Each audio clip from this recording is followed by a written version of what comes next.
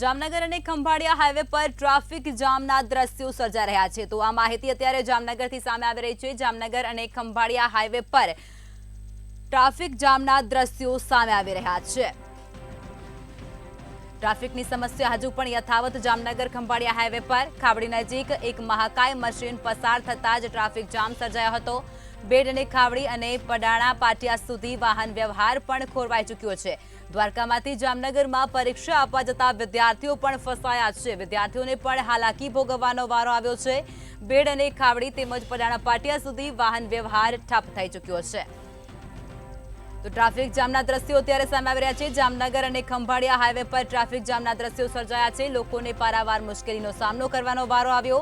ખાવડી નજીક એક મહાકાય મશીન પસાર થતાની સાથે જ ટ્રાફિક જામના દ્રશ્યો સર્જાયા। બેડ ખાવડી અને પડાણા પાટિયા સુધી વાહન વ્યવહાર પણ ખોરવાઈ ચૂક્યો છે। ત્યારે લોકોને હાલાકી ભોગવવાનો વારો આવ્યો છે। દ્વારકામાં ટ્રાફિક જામની સમસ્યા હજુ પણ યથાવત, જેને લઈ અને પરીક્ષા આપવા જતા વિદ્યાર્થીઓ પણ ક્યાંક અટવાયા હતા અને વિદ્યાર્થીઓને પણ પરેશાની ભોગવવાનો વારો આવ્યો હતો।